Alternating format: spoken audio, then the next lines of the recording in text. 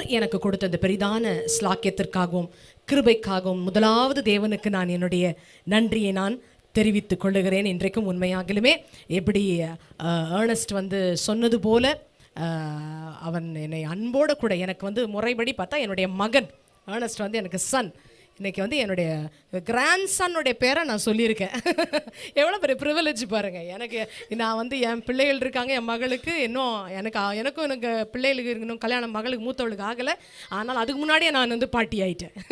இதெல்லாம் ஒரு ப்ரிவிலேஜ், ஃபேமிலியில் இதெல்லாம் ஒரு பெரிய ஒரு ப்ரிவிலேஜ். உண்மையாலுமே இன்றைக்கும் அன்போடு கூட என்னை இந்த ஆலயத்திலே, அழகான இந்த ஆலயத்திலே, மகிமை நிறைந்த இந்த ஆலயத்திலே கர்த்தருடைய வார்த்தையை பகிர்ந்து கொள்ளும்படிக்கு என்னை அழைத்த அருமையான அன்பு பாஸ்டர் அவர்களுக்காகவும் அருமையான ஏர்னஸ்ட் அவர்களுக்காகவும் என்னுடைய மனமார்ந்த நன்றியும் அவருடைய துணைவியார் அவர்களுக்கும் நான் என்னுடைய நன்றியை நான் தெரிவித்துக் கொள்ள விரும்புகிறேன். உண்மையாகிலுமே இன்றைக்கு காலையிலே இங்கே இருப்பது எனக்கு ஒரு மிகுந்த மகிழ்ச்சி. நான் பெருசாக தாய் மாமா அவர் நமக்கு எங்களுக்கு தாய் மாமா அவர், அதாவது ரொம்ப எங்களுடைய குடும்பத்தில் ரொம்ப நெருக்கமான ஒரு உறவு. என்னுடைய இன்னும் சொல்ல போனோன்னா ஜான் சாலமன் ஐயாவுடைய அண்ணனுடைய பேரன் இவர். கரெக்டாக தானே சொல்கிறேன்? அண்ணனுடைய பெரிய அண்ணனுடைய பேரன். அப்படியாது என்னுடைய பெரியப்பா ஜார்ஜ் பெரியப்பா, அதாவது சாம்சன் அண்ணன் என்னுடைய அண்ணன், பெரியப்பாவுடைய பேரன் அவர். உண்மையாகிலுமே இன்றைக்கு இந்த ஆலயத்தில் எனக்கு ரொம்ப மகிழ்ச்சி. என்னென்னா எனக்கு எங்கள் அம்மா சைடு அப்பா சைடில் ரெண்டு பக்கத்துலையும் நிறைய பேர் ஊழியத்துக்கு கூப்பிடுவாங்க பிரசங்கத்துக்கு. ஆனால் அப்பா சைடில் இருக்க ஒரு அந்த கூப்பிடும்பொழுது எனக்கு வரும்பொழுது எனக்கு அது என்னமோ ஒரு தெரியல, ஒரு ஸ்பெஷல் ஒரு ஃபீலிங் வரும், அந்த பாசம். அது ஏன்னா என்னுடைய தகப்பனாராகிய ஜான் சாலமன் எப்படி போதகர் சொன்னாரோ, கீழே அப்பா தான் வந்திருந்து பிரதிஷ்டை செய்தார்கள் என்று சொல்லும் பொழுது அப்பாவுக்கு தன்னுடைய குடும்பத்தின் மேலே அப்படி ஒரு அன்பு இருந்தது. ஜான் சாலமன் ஐயா அவர்களுக்கு ஒரு பாசம், ஒரு பற்று. ஃபேமிலி ஒகேஷன்ஸ் எதுக்குமே அவர் வராமல் இருக்கவே மாட்டாங்க, எல்லாவற்றிலையுமே அப்பா கலந்து கொள்வாங்க. உண்மையாகிலுமே இன்றைக்கு என்னுடைய தகப்பனார் இன்றைக்கு உலகத்தில் இல்லை, கர்த்தருடைய சன்னிதானத்தில் அவர் இருந்தாலும் என்னுடைய அருமையான ஏர்னஸ்ட் ஒரு காரியத்தை சொன்னான், சித்தி நீங்கள் கண்டிப்பாக வரணும் பேசணும் அப்படின்னு சொல்லி. நான் வராமல் யாருப்பா வருவா? நான் சொன்னது போல் அவன் சொன்ன ஒரு காரியம் எனக்கு மறக்க முடியாது. சித்தி, தாத்தா போயிட்டாலும் இனி வரும் காலங்களிலே நம்ம ஃபேமிலி ரிலேஷன்ஷிப், ஏன்னா இதுக்கு முன்னாடி ரொம்ப பார்க்க மாட்டோம், பேச கூட நேரம் இருக்காது, ஆனால் இனிமேல் இப்படி பழகணும், நம்ம நிறையா மீட் பண்ணணும் அப்படின்னு சொல்லும்பொழுது எனக்கு அது ரொம்ப சந்தோஷத்தை கொடுத்தது. ஏன்னா எனக்கு ரொம்ப ஃபேமிலி பாண்டிங் எனக்கு ரொம்ப பிடிக்கும். ஆனால் அதுக்கேற்ற மாதிரி வாய்ப்புகள் அமையாவது, நேரமும் எங்களுக்கு அமையாமல் இப்படி போயிடும். ஆனால் கர்த்தர் கிருபையிலே அருமையான ஏர்னஸ்ட் என்னை அன்போட பாசத்தோடு கூட அந்த வாய் நிறைய சித்தி சித்தின்னு என்னை கூப்பிடுறதே எனக்கு அவ்வளவு சந்தோஷமாக இருக்கும். எங்கள் ஃபேமிலியில் அப்பா சைடில் ரொம்ப இனோவேட்டிவாக ஒரு பர்த்டே ஃபங்க்ஷன், ஒரு பேபி ஷவர், ஆர் இது பாருங்கள் ஒரு நேம் பெயர் வைத்த ஒரு இதெல்லாமே ரொம்ப இனோவேட்டிவாக ரொம்ப ஸ்பெஷலாக இப்போ இந்த மாடர்ன் ட்ரெண்டுக்கு ஏற்ற மாதிரிலாம் செய்கிறது 2 பேர் தான் செய்வாங்க எங்கள் ஃபேமிலியில்.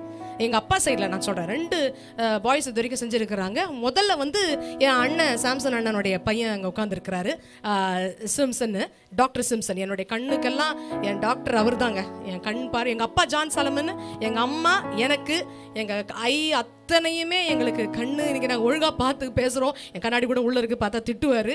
அவர் தான் என்னுடைய டாக்டர் சிம்சன் அவர்கள். அவர் இது மாதிரி பயங்கரமாக செய்வார். அதே போல் நெக்ஸ்ட் ஒரு ஆள் நான் எங்கள் ஃபேமிலியில் பார்க்குறேன்னா ஏர்னஸ்ட். ஓ மை காட், எது செய்தாலும் அது இந்த ட்ரெண்டுக்கு ஏற்ற மாதிரி பியூட்டிஃபுல். இந்த பலூன் எடுத்து அப்படி விட்டது, இது ஆல் சம்திங் இந்த ரொம்ப அழகாக இருக்குது பார்க்குறதுக்கு. உண்மையாலுமே ஏர்னஸ்டை கர்த்தர் வல்லமையாக எடுத்து பயன்படுத்திட்டு வரார். ஊழியத்தில் வல்லமையாய் ஒரு ஊழியக்காரனாய் பயன்படுத்தி கொண்டு வருகிறதை நான் பார்த்து கொண்டிருக்கிறேன். கர்த்தர் அவனுடைய தகப்பனார் மேல் வைத்திருக்கிற அந்த அபிஷேகத்தையும் அந்த கர்த்தர் மேல் வைத்திருக்கிற ஒரு நீங்கள் பார்த்தீங்கன்னா அந்த மாமாவுக்கு ஒரு என்ன சொல்கிறது, ஒரு வைராக்கியம், ஆண்டவர் மேலே ஒரு பயங்கரமான ஒரு அந்த வெறின்னு சொல்லுவாங்க பாருங்க, ராடிக்கல் கிறிஸ்டியன், அந்த மாதிரி ராடிக்கல் பாஸ்டர் அவர். அந்த அபிஷேகத்தை கர்த்தர் ஏர்னஸ்ட் மேலே வைத்திருக்கிறார். இதே அபிஷேகத்தை அவருடைய மகனாகிய எரிக் லியோன் மேலேயும் கர்த்தர் வைத்திருக்கிறார். அவனும் இதே இடத்துல பெரிய ஒரு ஊழியக்காரனாக வரப்போகிறதை நாம் எல்லாரும் பார்க்க போகிறோம். எனவே கர்த்தருடைய நாமத்துக்கு மகிமை. என்னுடைய அன்பு அண்ணன் பாஸ்டர் சாம்சன் அவர்கள் இங்கே இருப்பது எனக்கு மிகுந்த மகிழ்ச்சி. அண்ணி சிம்சனுடைய குடும்பத்தினர், மனைவி எல்லாரும் வந்திருப்பது, என்னுடைய குடும்பத்தார் அனைவரை இங்கே பார்க்கறது எனக்கு ரொம்ப சந்தோஷமா இருக்குது. இப்போதும் கர்த்தருடைய வார்த்தையை நாம் கேட்பதற்கு முன்பதாக என்னுடைய கூட இன்றைக்கு என்னுடைய குடும்பம் முழுசுமா வர முடியல. ஏன்னா என் பிள்ளைங்கெல்லாம் வேற இடத்துக்கு போனோம், சர்ச்சுக்கு போனோம், பாட்டு பாடணும், அவங்களுக்கு நிறைய இடங்கள் போக வேண்டியது இருக்குது. மற்றவங்கெல்லாம் வர முடியல, கொயர் மெம்பர்ஸும் வர முடியாது. ஆனால் என்னுடைய கூட இன்றைக்கு என்னுடைய தம்பி பின்னாடி நிற்கிறார், அந்த ஃபோட்டோ எடுக்கிறார் பாருங்க, அது என்னுடைய தம்பி ஆண்ட்ரூ சாலமன் இன்றைக்கு என்னோட கூட வந்திருக்கிறார். அது மட்டும் இல்லாமல் இது என்னுடைய தங்கச்சி ஷெரின் எல்ஷிபா, என்னுடைய சித்தியின் மகள். நான் எங்கே போனாலும் என் கூட வந்து எனக்கு பாடல் பாடுவா. வெரி வெரி அனாயிண்டட் சிங்கர், கர்த்தரால் அபிஷேகிக்கப்பட்ட ஒரு பாடகி. அவள் பாடும்பொழுது நான் ஒவ்வொரு முறையும் தேவனுடைய பிரசன்னத்தை உணர்ந்து அதுக்கு பிறகு நான் பிரசங்கத்தை நான் செய்வேன். என்னோட கூட அவள் இருப்பது எனக்கு மிகுந்த ஒரு மகிழ்ச்சி. அது மட்டும் அல்லாமல் பிருத்வி சாமியல் மிரக்கல் மினிஸ்ட்ரியினுடைய கோஆர்டினேட்டர், என்னுடைய மேனேஜர். அது மட்டும் அல்லாமல் அவர் நீங்கள் நிறைய பேர் பார்த்துருப்பீங்களா எனக்கு தெரியல, விஜய் டிவி, ஜி தமிழ் இதிலெல்லாம் அவங்க வாசிப்பாங்க. அவங்க ஒரு பிரபலமான ஒரு நபர். ஆனாலும் கர்த்தர் அதிலிருந்து என்னுடைய ஊழியத்துக்காக கர்த்தர் எல்லாவற்றையும் பார்த்து கொள்ள வேண்டும் என்று சொல்லி ஆண்டவர் எங்களுடைய ஊழியத்தில் இவரை கொஞ்சம் நியமித்து வைத்திருக்கிறார். கர்த்தருடைய பரிசுத்த நாமத்துக்கு மகிமை உண்டாவதாக நாங்கள் இன்றைக்கு வந்திருக்கிறோம். கர்த்தருடைய வார்த்தையை கேட்பது முன்பாக ஒரு பாடலை என் தங்கை பாடும்பொழுது நம்ம எல்லாரும் கரங்களை தட்டி பாடி தேவ நாமத்தை மகிமைப்படுத்துவோம். ஹல்லேலூயா. கர்த்தருடைய பரிசுத்த நாமத்துக்கு ஸ்தோத்திரம். இந்த காலை வேளையிலும் கர்த்தர் எங்களை இங்கே கொண்டு வந்ததில் எங்களுக்கு ரொம்ப சந்தோஷமாக இருக்குது. இது தெரிந்த பாடல் தான், எனக்கு உம்மை விட்டா யாரும் இல்லப்பா என்ற ஒரு தெரிந்த பாடல் தான். நம்ம எல்லாருமே ஏஞ்சு நின்று சந்தோஷமா கர்த்தரை வந்து நம்ம வந்து துதிப்போமா, சொல்லுவோமா? என்னோட ஆசை, என்னோட தேவை, என்னோட சொந்தம், என்னோட சொத்து எல்லாம் நீங்க தான் ஏசப்பா. உம்மை விட்டா எனக்கு வேற யாருமே இல்லைன்னு சொல்லுவோமா?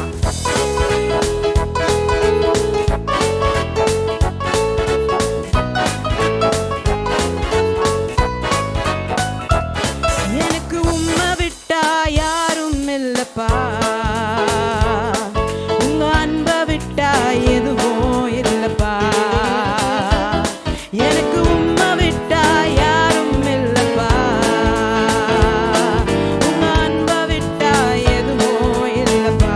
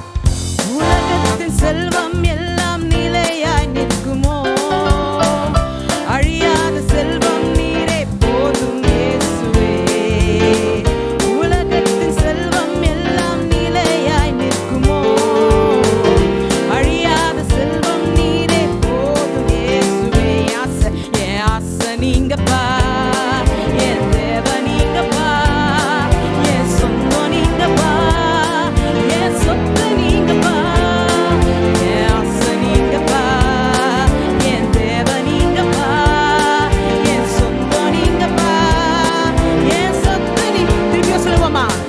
என் ஆசை நீங்கப்பா, என் தேவ நீங்கப்பா, என் சொந்தம் நீங்கப்பா, என் சொத்து நீங்கப்பா, என் ஆசை நீங்கப்பா, என் தேவ நீங்கப்பா, என் சொந்தம் நீங்கப்பா, என் சொத்து நீங்கப்பா.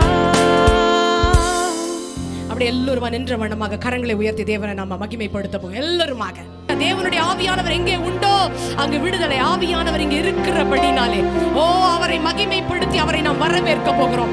தேவ ஆவியானவர் எல்லாரும் கரங்களை உயர்த்தி shall we all lift up our hands and welcome the spirit of the Lord. தேவ ஆவியானவர் எல்லாரும் வரவேற்போமா? ஆவியானவர் இல்லாத இடத்துல நம்ம ஒண்ணுமே பண்ண முடியாது. ஆவியானவர் அசைவாடுதல் இருக்கிற இடத்துல விடுதலை வருகிறது. ஆவியானவர் இருக்கிற இடத்துல ஒரு பெரிய பிரேக் த்ரூ, ஒரு பெரிய மாற்றம் ஏற்படுகிறது. இந்த காலை வேளை கர்த்தருடைய வார்த்தை கேட்பதற்கு முன்பதாக பரிசுத்த ஆவியானவராகிய திருத்துவத்தின் தெய்வத்தை நாம் ஆராதிக்கிறோம் அல்லவா? தேவனுடைய ஆவியானவர் நம்மத்தில் இருக்கிறபடினாலே கரங்களை தட்டி எல்லாரும் அவரை வரவேற்போமா? We welcome you Holy Spirit. We welcome you Holy Spirit. I welcome you Spirit of the living God to come down in this place. Hallelujah. Hallelujah.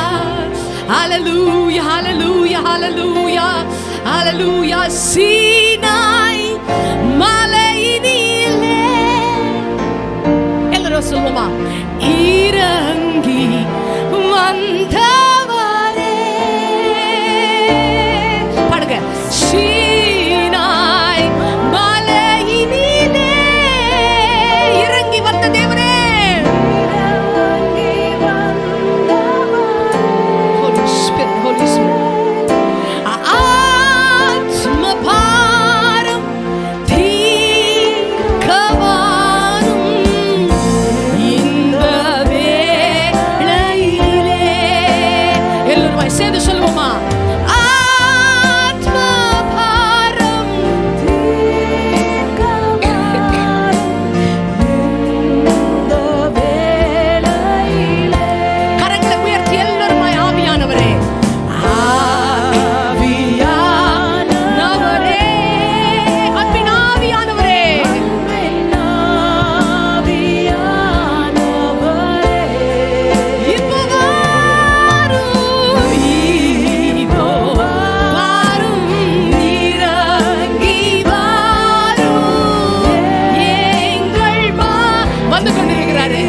உங்கள் மேல இறங்கி வந்து கொண்டிருக்கிற தேவனுடைய ஆவியானவர் பாடுங்க. இறங்கி வாரும்.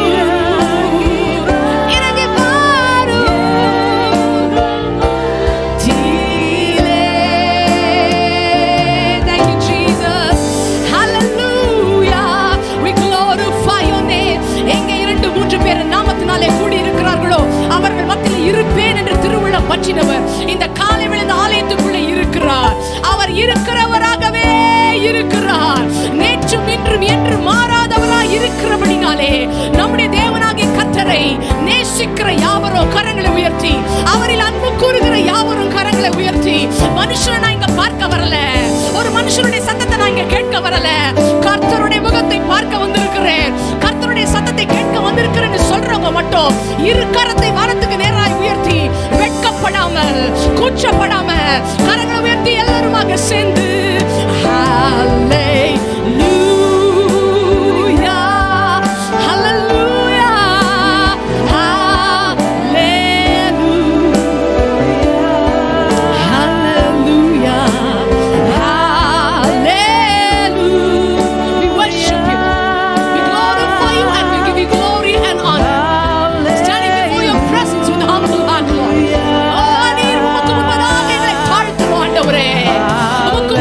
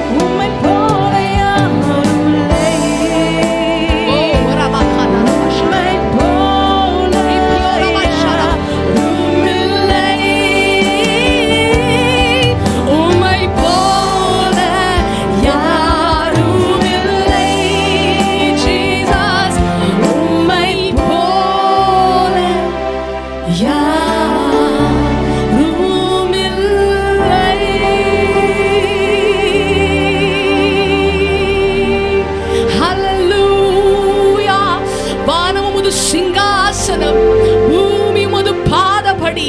சர்வ வல்லமை உள்ள தேவனாகிய கர்த்தாவே, உம்மை நாங்கள் திருச்சபையாக சேர்ந்து ஆராதனை செய்கிறோம், மேன்மைப்படுத்துகிறோம், உயர்த்துகிறோம், மகிமைப்படுத்துகிறோம். மகிமைக்கு பாத்திரராகிய நீர் இந்த காலை வேளையிலே இந்த திருச்சபையிலே நீர் மகிமைப்பட்டு கொண்டிருக்கிறீர். எங்கள் மத்தியிலே நீர் பிரசன்னராய் இருக்கிறதற்காக, எங்கள் மத்தியிலே நீர் அசைவாடுகிறவராய் இருக்கிறதற்காக, இன்றைக்கு காலை வேளையிலே அற்புதம் செய்யும்படிக்கு உமது கரத்தை இந்த திருச்சபையின் மேலே நீட்டி இருக்கிறதற்காக, அற்புதம் செய்யக்கூடாதபடி உடைய கரம் குறுகி போகவில்லை, எங்கள் ஜெபங்களை கேட்க கூடாதபடிக்கு உம்முடைய செவிகள் மந்தமாகவில்லை. இந்த காலை வேளையிலே ஓர் அற்புதத்தை இந்த சபையிலே நீர் செய்யத்தான் போகிறீர். வாஞ்சையோட கூட தாகத்தோட வந்திருக்கிற உம்முடைய பிள்ளைகளுடைய ஜெபங்களுக்கு இன்றைக்கு பதில் வருகிறதற்காய் துதிக்கிறோம், ஸ்தோத்திரிக்கிறோம். நாங்கள் கூப்பிட்ட போது எங்கள் மத்தியிலே இறங்கி வந்த கிருபைக்காய் ஸ்தோத்திரம், தயவுக்காய் ஸ்தோத்திரம். இப்பொழுதும் தேவ ஆவியானவர் தொடர்ந்து இந்த ஆராதனை நடத்துவீராக. பரிசுத்த ஆவியானவர் பேசுகிற அடியாளோட உதடோடு கூட இருந்து, பரிசுத்த ஆவியானவர் கேட்கிற பிள்ளைகளோட செவியோட கூட இருந்து, இந்த வார்த்தை உமது பிள்ளைகளுக்கு இன்றைக்கு ஆசீர்வாதமாக பிரயோஜனமாக இருக்க இயேசு கிறிஸ்துவின் மூலமாக வேண்டிக் கொள்கிறேன் நல்ல தகப்பனே. ஆமென், ஆமென், ஆமென். செய்தியினுடைய தலைப்பு, இந்த ஆலயத்துக்காக நான் ஜெபித்து கொண்டிருந்தேன், ஆண்டவரே என்ன வார்த்தை பிரசங்கிக்கணும். அப்போ ஆண்டவர் சொன்னார், ஏர்னஸ்ட் துரையினுடைய குடும்பம் இன்றைக்கு அவங்களுக்கு ஒரு ஸ்பெஷல் டே. ஏனென்றால் அவருடைய குழந்தைக்கு இன்றைக்கு பெயர் வைத்திருக்கிறார்கள். அவங்களுடைய குடும்பத்திற்கு ஒரு ஸ்பெஷல் டே. அவங்க ஃபேமிலிக்கு மட்டுமல்ல, இன்றைக்கு இந்த சபைக்கு விசேஷமாய் தேவனுடைய ஆலயத்திலே கர்த்தருடைய வார்த்தையை பகிர்ந்து கொள்ளும்படி கூப்பிட்டது நிமித்தமாக ஆராதனைக்கு வந்திருக்கிற கர்த்தருடைய பிள்ளைகளாகி இந்த திருச்சபையின் மக்களுக்கு ஆண்டவர் என்ன வார்த்தை கொடுக்கணும்னு ஆண்டவருடைய பிரசன்னத்தில் நான் காத்திருக்கும் போது ஆண்டவர் கொடுத்த ஒரு ஆசீர்வாதமான வார்த்தை இதுதான். உங்களுக்கு இன்றைக்கு கர்த்தர் இந்த மாதத்தினுடைய இந்த முதல் ஞாயிற்றுக்கிழமையில் நீங்கள் வந்திருக்கிறீங்க. கர்த்தர் உங்களுக்கு ஒரு தீர்க்க தரிசனமாய் ஆசீர்வாதமாய் இந்த வார்த்தை உங்களுக்கு கொடுத்திருக்கிறார். ஆண்டவர் இதை உங்களுக்கு சொல்லும்படி எனக்கு கொடுத்த செய்தி தான் இந்த செய்தி. இன்றைக்கு உங்களோட கூட பேசும்படியாக கர்த்தர் கொடுத்த செய்தியினுடைய தலைப்பு 1000 மடங்கு ஆசீர்வாதம். சொல்லுவோமா எல்லாரும் சேர்ந்து? பக்கத்தில் பார்த்து சொல்லுங்க, 1000 மடங்கு, 1000-fold blessing. ஹல்லேலூயா. உபாகமம் 1ஆம் அதிகாரம் 11வது வசனம். உபாகமம் 1:11.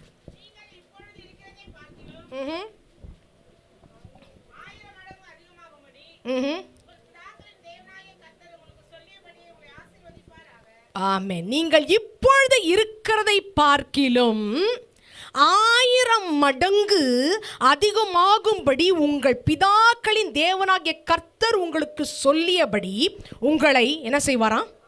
ஆசீர்வதிப்பார். ஹல்லேலூயா. அருமையான கர்த்தருடைய பிள்ளைகளே, கர்த்தருடைய பிள்ளைகளாக இருக்கிற உங்கள் ஒவ்வொருவருக்குள்ளேயும் ஆசீர்வாதம் அடங்கி இருக்கு. ஹல்லேலூயா.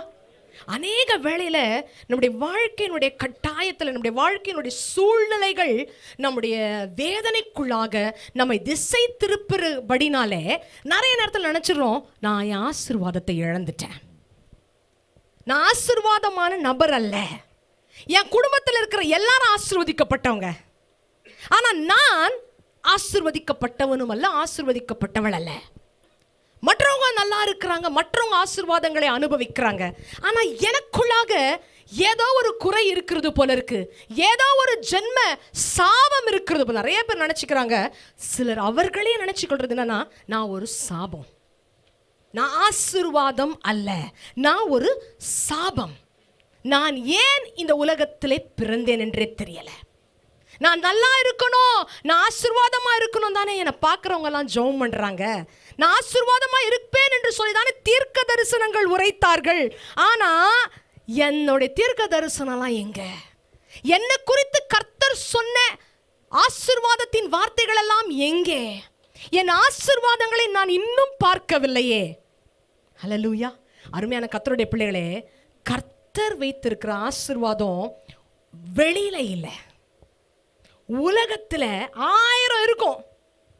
வெளியிலிருந்து நமக்கு வர்ற நன்மைகள் 1000 இருந்தாலும் ஆசீர்வாதம் எங்க தெரியுமா இருக்கு? உங்களுக்குள்ள தான் இருக்கு.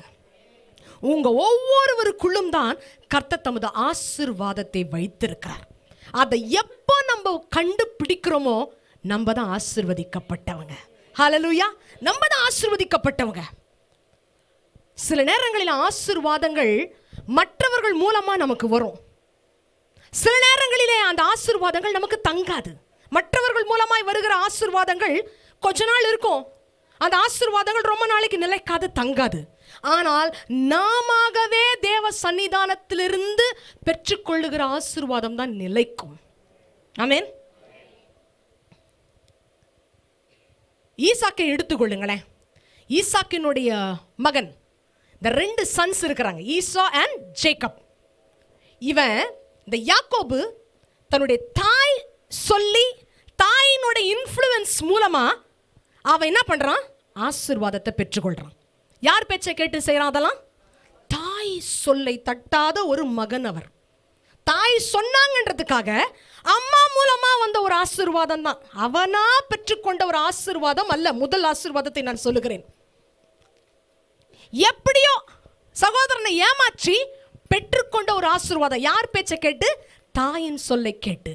தாயின் மூலமாக வந்த ஒரு ஆசீர்வாதம், தகப்பனின் மூலமாய் வந்த ஒரு ஆசீர்வாதம் அது. ஆனால் அந்த ஆசீர்வாதம் போதும் அவன் நின்னுட்டானா? கிடையாது. லாபான் ஆகிய தன்னுடைய மாமனாருடைய வீட்டில் இருந்து அங்கே வேதனைப்பட்டு, கஷ்டப்பட்டு, பாடுபட்டு, திருமணம், பிள்ளைகள், அதற்கு பிறகு அந்த தேசத்தை விட்டு தன் தகப்பனுடைய தேசத்துக்கு திரும்பும்போது வேதம் சொல்லுகிறது, திட்டமும் தெளிவுமாக தன் கூட இருந்த தன்னுடைய மனைவிகளை, பிள்ளைகளை எல்லாரையும் அவன் அனுப்பிட்டு தனியாக அவன் என்ன பண்ணுறான்? தேவனோட கூட போராடுகிறான். எதுக்கு போராடினா? நீர் ஆசீர்வதித்தால் ஒழிய நான் உம்மை விட மாட்டாண்டவரே, விட மாட்டேன். அருமையான தேவனுடைய பிள்ளைகளே, நான் மறுபடியும் சொல்லுகிறேன், மற்றவர்கள் மூலமாய் வருகிற ஆசீர்வாதங்கள் நம் வாழ்விலே நிலைக்காது. மற்றவர்கள் மூலமாய் வருகிற ஆசீர்வாதங்கள் உனக்கு திருப்தியை கொடுக்காது. ஆனால் உன் மூலமாக உனக்கு என்ன கர்த்தர் வைத்திருக்கிறார் என்று கர்த்தருக்குள் இருந்து நீ அறிந்து அவரிடத்திலிருந்து கேட்டு பெற்றுக் கொள்ளுகிற ஆசீர்வாதம் தான் நிரந்தரமானது. நிரந்தரமானது. எப்படி அது நிரந்தரம் என்று சொல்கிறேன் தெரியுமா? அந்த நிரந்தரம் எப்படி அவன் போராடி பெற்றுக்கொண்டான். யாக்கோபு என்கிறவனுடைய பெயரையே கர்த்தர் மாற்றினார். ஹல்லேலூயா. பேரையே, எவனுடைய பேரையுமே மாத்தலமா, அவன் ஒருத்தன் பேரை தான் கடவுள் மாற்றினார். ஏன்னா தேவனுக்கும் அவனுக்கும் ஒரு போராட்டம் நடந்துச்சு. அந்த போராட்டத்திலே அவன் ஆண்டவரோட கூட யுத்தம் பண்ணி he wrestled with God for his miracle, for his blessing, அவன் ஆசீர்வாதத்துக்காக. அருமையான கர்த்தருடைய பிள்ளைகளே, இன்றைக்கு காலை வேளையில உங்கள் ஒவ்வொருவருக்குள்ளும் கர்த்தர் ஆசீர்வாதத்தை வைத்திருக்கிறார். ஹல்லேலூயா. அந்த ஆசீர்வாதங்களை உங்களுக்குள்ள இருந்து நீங்கள் உங்களுடைய பிறந்ததினுடைய நோக்கம், நீங்கள் வாழ்வதினுடைய நோக்கம், நீங்கள் இந்த உலகத்தில் இருப்பதினுடைய நோக்கம், வயதும் சென்று விட்டது, இன்னும் என்னுடைய ஆசீர்வாதத்தின் கதவுகள் எனக்கு திறக்கப்படவில்லையே என்று சொல்லி கேள்வி கேட்டுக்கொண்டே இருக்கிறோம். ஆனால் பதில் நமக்குள்ளே தான் இருக்குதுன்னு நிறைய நேரத்தில் நம்ம கண்டுபிடிக்காம இருக்கிறோம். அருமையான கர்த்தருடைய பிள்ளைகளே, இன்றைக்கு வசனம் சொல்லுகிறது, இப்போது நீங்கள் ஆசீர்வதிக்கப்படாமல் இல்லை, கர்த்தர் உங்களை ஆசீர்வதித்து தான் வைத்திருக்கிறார். ஹல்லேலூயா. நிறைய நேரத்தில் நம்ம அதை உணர்றதில்லை, நிறைய நேரத்தில் நம்ம அதை யோசிக்கிறதில்ல. எனக்கு இந்த ஆசீர்வாதம் போட முடியுமா? எனக்கு இந்த ஆசீர்வாதம் இருக்கிறதா இல்லையா? இல்லை. அருமையான கர்த்தருடைய பிள்ளைகளே, இன்றைக்கு காலையிலே இந்த ஆண்டினுடைய 2வது மாதத்தில் இன்றைக்கு ஜீவனோட இங்கே உட்கார்ந்திருப்பதே ஆசீர்வாதம். ஹல்லேலூயா. இன்றைக்கு காலையில நிறைய பேர் ஆஸ்பத்திரியில படுத்த படுக்கையா இருக்கான், உயிருக்கு போராடிக்கிட்டு இருக்காங்க. ஆனால் நீங்களும் நானும் இன்றைக்கு ஆலயத்திலிருந்து ஜீவனுள்ள தேவனை கனம் பண்ணி ஆராதனை செய்து கொண்டிருக்கோம். இதுவே ஆசீர்வாதம். ஹல்லேலூயா. 2வது மாடி, பெரியவங்க எத்தனை பேர் இங்கே இருக்கிறீங்க? ஆனால் எனக்கு ரொம்ப சந்தோஷமா இருக்கு பார்க்க, அழகாக படிக்கட்டு ஏறி இங்கே வந்து ஆலயத்தில் வந்து உட்கார்ந்துருக்கீங்க பார்த்தீங்களா? இதுவே உங்களுக்கு ஆசீர்வாதம். நிறைய பேர் சாக்கு போக்கு சொல்லிக்கிட்டு இருப்பாங்க. வேற ஒரு கல்யாணம், வேற ஒரு ஃபங்க்ஷன்னா 2 மாடி இல்லை 4 மாடி கூட ஏறுவாங்க.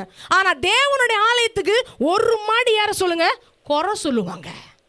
ஏன்னா பாஸ்டர் போய் 2வது மாடியில் போய் சர்ச்சை வச்சுட்டாரு, எப்படி மேலே போய் நான் ஏறுறது, கொஞ்சமாவது எனக்கு முட்டி பிரச்சனை இருக்குதுன்னு அவருக்கு புரியுதா? இப்படியெல்லாம் பேசுகிற இந்த உலகத்திலே இன்றைக்கு அதெல்லாம் பொருட்படுத்தாம உங்கள் முழங்கால்கள் பலவீனமாக இருந்தாலும் அந்த முழங்கால்களை பலப்படுத்தி கர்த்தர் ஏறி வைத்து இங்கே ஆராதனைக்குள்ளாக உட்கார வைத்திருக்கிறதே ஆசீர்வாதம். ஹல்லேலூயா. அருமையான கர்த்தருடைய பிள்ளைகள், இன்றைக்கு ஆண்டவர் ஆசீர்வதித்திருக்கிறார். ஆனால் இன்றைக்கு நான் பேச போகிற இந்த செய்தி உங்களை 1000 மடங்கு ஆசீர்வாதத்துக்குள்ளே கொண்டு போகிறது. ஹல்லேலூயா. கர்த்தருடைய பரிசுத்த நாமத்துக்கு மகிமை உண்டாவதாக. இப்பொழுதும் நீங்கள் இருக்கிற இந்த வாழ்க்கையை, நீங்கள் வாழ்ந்து கொண்டிருக்கிற இந்த சூழ்நிலையை, உங்களுடைய நிலைமைகளை கர்த்தருடைய கண்கள் பார்க்கவில்லை என்று மட்டும் நினைச்சிடாதீங்க. ஹல்லேலூயா. இன்றைக்கு ஒருவேளை இது ஒரு சில நபருக்கு ரொம்ப தாகமாய், ரொம்ப டெஸ்பரேட்டா, இன்றைக்கு என் வாழ்க்கையில் ஒரு மாற்றம் வருமா என்று நினைக்கிறவர்களுக்கு ஒரு மாற்றத்தை இந்த வார்த்தை கொண்டு வரப்போகிறது என்பதை தீர்க்க தரிசனமாக நான் முதலாவது சொல்லிக்கொள்ள விரும்புகிறேன். ஹல்லேலூயா. உன்மேல் கர்த்தருடைய கண்கள் இருக்கிறது. ஹல்லேலூயா. உன் நிலைமையே கர்த்தர் பார்க்கலன்னு நினைச்சிடாதீங்க. உங்க சூழ்நிலைகளை கர்த்தர் பார்க்கலன்னு நினைச்சிடாதீங்க. அவருடைய கண்களுக்கு எதுவுமே தப்ப முடியாதம்மா. மனுஷனுடைய கண்களுக்கு எல்லாம் தப்பிடலாம், மனுஷனுடைய கண்களுக்கு நாம் ஒளித்துக் கொள்ளலாம், ஆனால் தேவனுடைய கண்களுக்கு எதுவும் தப்பவே முடியாது. எபிரேயரின் புஸ்தகம் 4ஆம் அதிகாரம் 13வது வசனம். எபிரேயர் 4:13.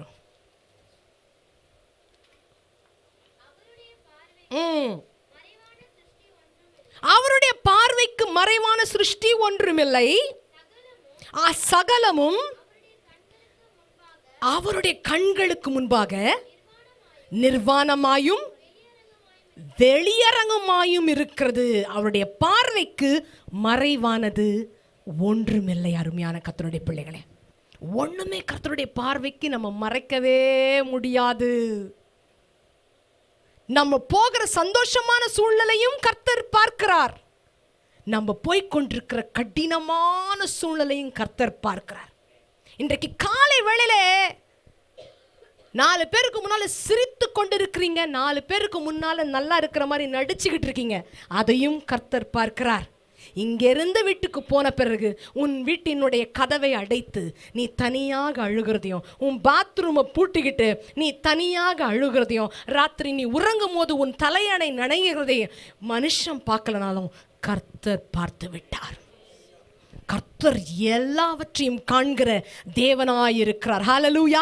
அவருடைய பார்வைக்கு மறைவானது ஒன்றுமில்லை. அவருடைய பார்வைக்கு மறைவான ஒரு பாவமும் இல்லை, அவருடைய பார்வைக்கு மறைவான ஒரு வியாதியும் இல்லை, அவருடைய பார்வைக்கு மறைவான ஒரு பிரச்சனையும் இல்லை, அவருடைய பார்வைக்கு மறைவான ஒரு வேதனையும் இல்லை. பிரியமானவர்களே, எல்லாம் அவருடைய கண்களுக்கு பட்டுவிடும்.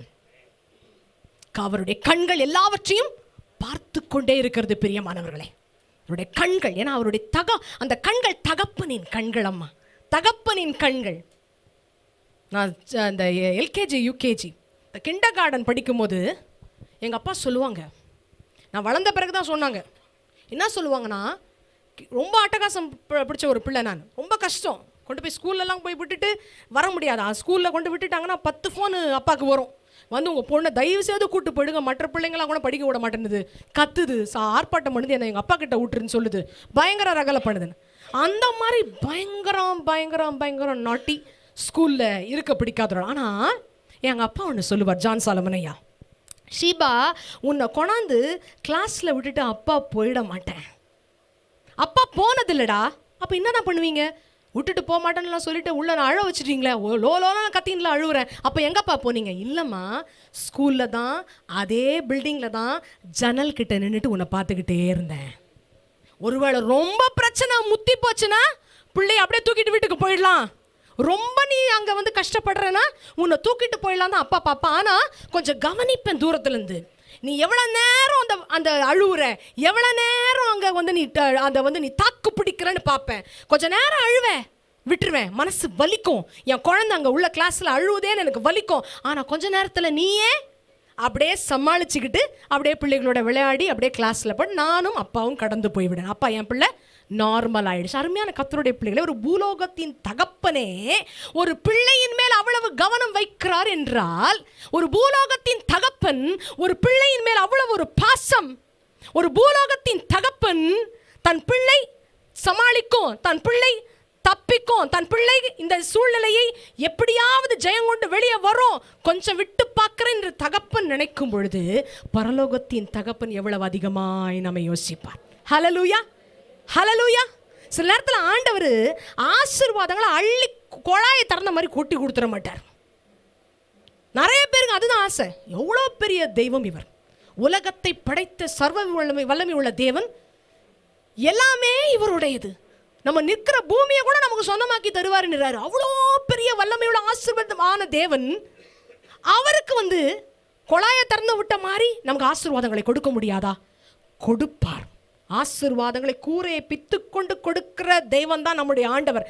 ஆனால் தன்னுடைய பிள்ளை எல்லாவற்றையும் எப்படி சமாளிக்கிறது என்று பார்ப்பார், எல்லாவற்றையும் எப்படி ஹேண்டில் பண்ணுதுன்னு பார்ப்பார். அதுக்குள்ளே நான் மறுபடியும் போக நான் விரும்புகிறேன். நீதிமொழிகளின் புஸ்தகம் 15ஆம் அதிகாரம் 3வது வசனம் இப்படியாய் சொல்கிறது, கர்த்தரின் கண்கள் எவ்விடத்திலும் இருந்து நோக்கி பார்க்கிறது. The eyes of the Lord are everywhere. Hallelujah.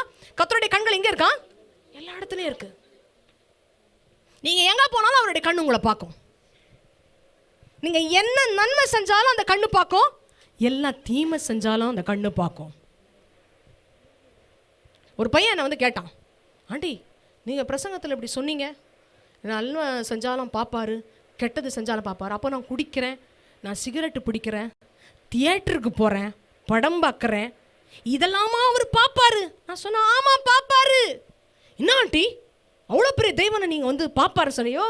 அவர் சிகரெட்டை பார்க்க மாட்டார், குடியை பார்க்க மாட்டார், சினிமாவை பார்க்க மாட்டார், உன்னை பார்ப்பாரு, உன்னை பார்ப்பாரு, உன்னை உற்று பார்த்து கொண்டிருப்பார். அவருடைய கண்கள் எவ்விடத்திலும் இருக்குதான். அதனால சிலர் இதெல்லாம் ஆர்டர் பார்க்க மாட்டார், அவருடைய பைபாஸ் பண்ணிட்டு போயிடுவார்லாம் சொன்னாங்களாம். அதெல்லாம் கிடையவே கிடையாது. அவர் பார்ப்பார், அவர் பார்ப்பார். எங்கள் அப்பா பிரசங்கம் பண்ணும்போது சொல்லுவார், பிரசங்கம் பயங்கரமாக பண்ணுவார். எங்கே மெரினா பீச்சில் நாங்கள் பேருந்து பெருவிழாலாம் நடக்கும். 1.5 லட்சம் பேர் மக்கள் உட்காந்துருப்பாங்க. 1.5 லட்சம் பேரையும் கவனிப்பார், பிரசங்கம் பண்ணுவார். ஸ்டேஜில் எப்படியும் நாங்கள் ஒரு 50-60 பேர் உட்காந்துருப்போம் மேடையில். இந்த 50-60 பேர் வீட்டுக்கு நைட்டு போன உடனே நான் என்ன பண்ணேன், என் தம்பி சாம் என்ன பண்ணேன், எந்த பாயிண்டில் எங்கள் அப்பா பேசும்போது வார்த்தை உளறியிருப்பார், கரெக்டாக எதுக்கு சிரிச்சிருப்போன்னு அப்படி படம் போட்ட மாதிரி எங்கள் அப்பா சொல்லுவார். ஏய் இதுக்கு நீ சிரிச்சல, இந்த நேரத்தில் நீயும் தம்பியும் பேசுனலண்ணா. அப்பா எப்படிப்பா இதை சொல்கிறீங்கன்னா?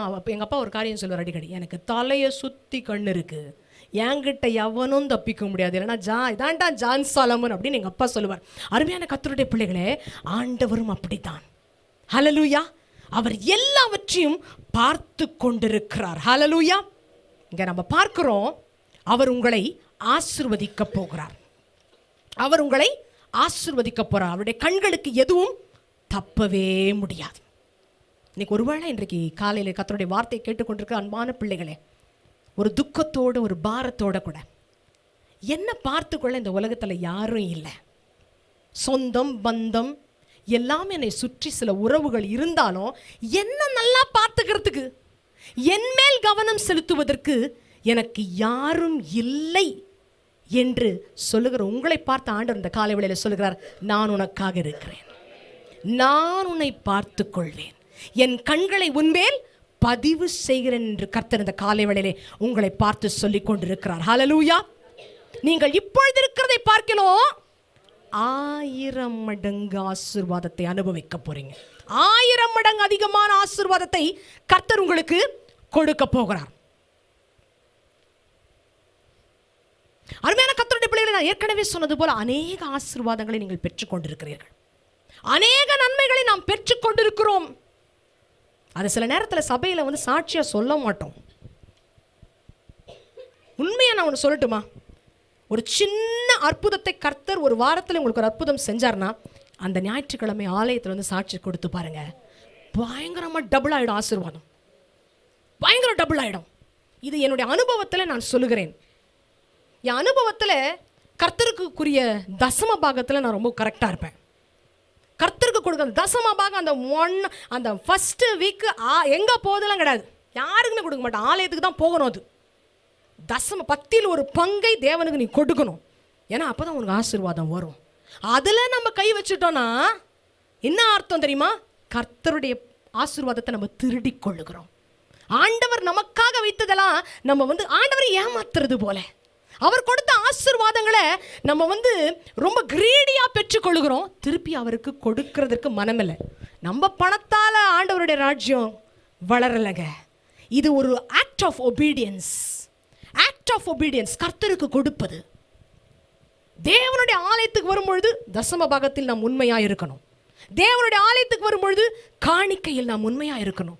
அதை விட அதிகமாக உன் ஆசீர்வாதத்தை இன்னும் அதிகரிக்க பண்ணணும்னா உனக்கு செய்த ஒரு சின்ன அற்புதத்தை கூட நீங்கள் சொல்லி பாருங்களேன், பயங்கர 1000 மடங்கு ஆசீர்வாதம். எனக்கு தெரிஞ்ச ஒரு பொண்ணு ரொம்ப காலங்களுக்கு முன்னால், அவள் பேர் ஜெஸ்ஸி. சர்ச்சில் அந்த சர்ச்சில் நான் போவேன் அந்த ஆலயத்துக்கு. நானும் வாலிப வயதில் போயிருக்கொண்டிருந்த ஆலயம். மைக் எடுத்துகிட்டு எல்லாம் சாட்சி நேரம் பாஸ்டர் சொல்லும் போது அந்த பொண்ணு மைக் எடுத்துகிட்டு கர்த்தருடைய பரிசுநாமத்துக்கு ஸ்தோத்திரம், 10 நாளாக பிரியாணி வேணும்னு ஆசைப்பட்டேன், பிரியாணின்னு அம்மாவை தொந்தரவு பண்ணேன், அம்மா காசு இல்லடி, பிரியாணி செய்கிற அளவுக்கு கறி வாங்குறதுக்கு காசு இல்லடி, ஜோம் பண்ணடி, கர்த்தர் கொடுப்பாருன்னு அம்மா சொல்லிட்டாங்க. 10 நாள் ஜோம் பண்ணங்க. இப்படியே தான் சொல்லுகிறோம். அப்படியே வெட்கப்படாமல் அந்த பிள்ளை மைக் எடுத்து சொன்னது என் கண்ணுக்குள் இப்பொழுதும் இருக்கிறது. 10 நாள் ஆசைப்பட்ட பிரியாணிக்கு. ஆனால் நேற்று ராத்திரி யாரோ எங்கள் வீட்டுக்கு கதவை தட்டினாங்க. திறந்து பார்த்தா எங்கள் சொந்தக்கார் ஒருத்தர் வந்தார். இந்த வழியாக தாம்மா போனேன், உன் ஞாபகம் வந்ததுன்னு சொல்லிட்டு நான் ஒரு பிரியாணி தான் ஆண்டவர்கிட்ட கேட்டேன். ஆனால் 3 பிரியாணி பேக்கெட்டை கொண்டாந்து என் கையில் கொடுத்துட்டு போயிட்டாரு.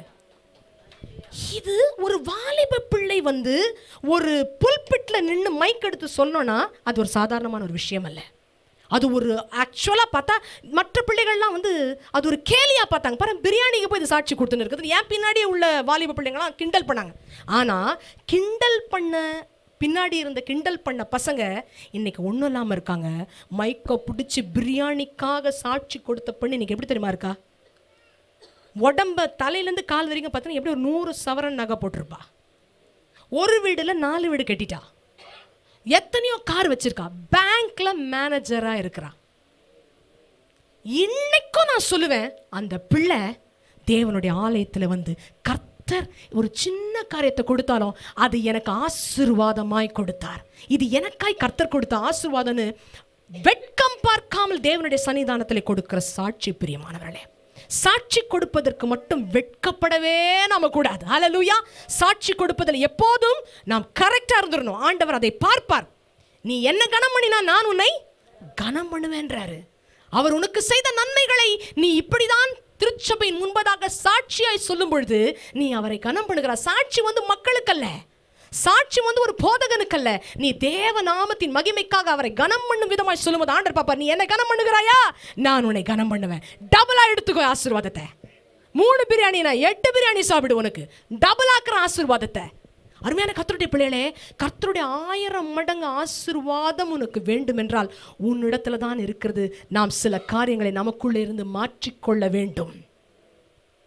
ஹல்லேலூயா.